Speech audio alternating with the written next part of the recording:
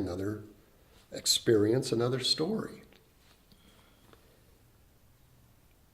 Once, if you can get to the point where you sort of feel what that feels like, and you allow yourself to maybe let that come to the forefront, so that you're acting through the idea that I'm more of awareness than I am a separate entity or a separate body. If you kind of reverse the roles and say, I'm more interested in acting as awareness than I am as a separate entity, then you start to see amazing commonalities amongst the others, in quotations, the other entities you're around, other humans you're around. You start to realize the motivation behind why people do what they do. Because it's really the same thing that you do. It's just that the filter that it goes through is different because their experiences, their story, is different than yours. And that's what they're acting through. If they were to put aside the story, if I were to look at you and you were to look at me and we were to put our stories aside, we would see no difference. Because the only thing that separates what you are and what me is the story. That you have a name and a body and a personality and you're good at certain things and I have all of those things in a different way. But those are it's just a story. It's not real. It feels real because you can experience it. But you could take that person with amnesia and retrain them into thinking they were someone else. You could take them into a room and pull out a bunch of photographs that you had doctored up with their faces in them. You could bring people in who would convince them that they were their relative. You could eventually reprogram that person into believing they were someone else by giving them a brand new story. And I imagine that there are people that have had amnesia that have never come out of it that have had to recreate a story. All that shows us is that it's possible. And it also shows us the story is not fundamental to who and what we are. It's simply an add-on. You could talk about the personality and you could talk about the story as being our what most people refer to as our ego. The ego is a very, very fundamental and necessary thing. Because if it weren't for that, we wouldn't act as individuals. What I'm talking about is I'm not telling you or discussing this with you so that you say, oh, well, gosh, I'm not my story and I'm not my personality and I'm not my body, so I don't want those things. I'm not saying that at all. We need those things to function in this world. But if we understand that we're more than that, in fact, those are sort of the byproducts of what we are, not at our core, it allows us to see the world in a completely different way. We will experience more understanding, more compassion, more patience, more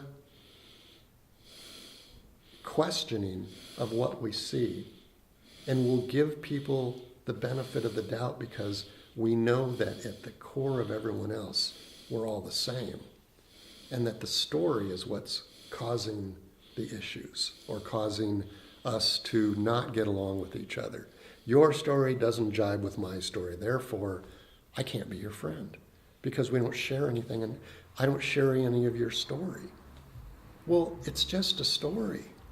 And honestly, if you look deep enough, you will find things that connect you with anybody, no matter what their belief system is, no matter what their story is, no matter how they have lived their life. They have lived it through a belief system that's been imposed upon them by those that raised them and those that they were around. That's okay. What a beautiful thing when you think about it. Every one of us is different.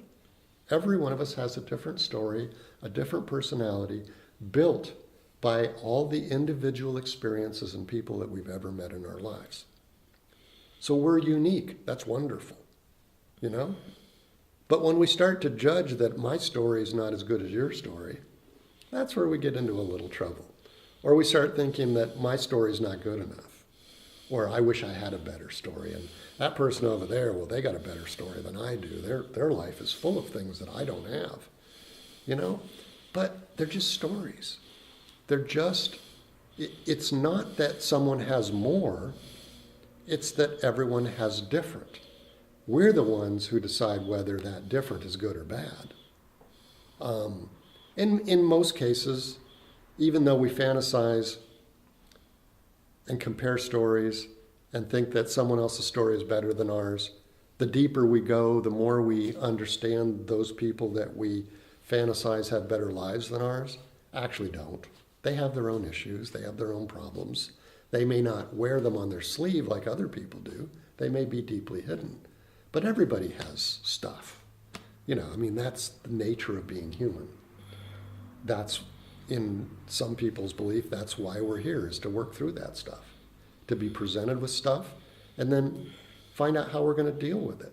It's like we're educating ourselves on how to deal with adversity, how to deal with when someone hands you something, like when life says, here, take this. What are you going to do with it?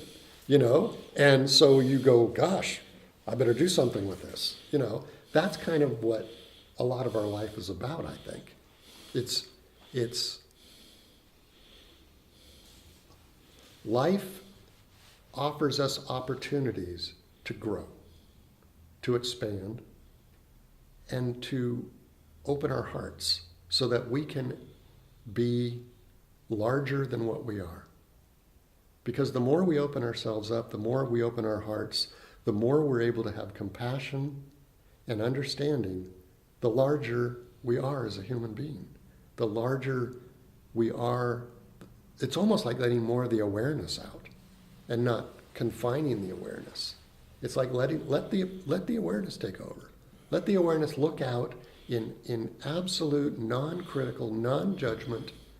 Let it experience what's around us and accept it as it is without judging it. Because awareness never judges. It never puts any kind of measuring on itself, because it is itself. It itself is looking at someone else. Was it Rahama Maharishi, I think? I can't remember his name exactly. Anyway, I can picture him in my mind.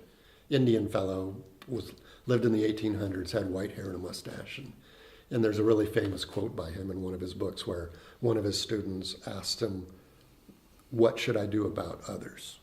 And his answer was, "There are no others."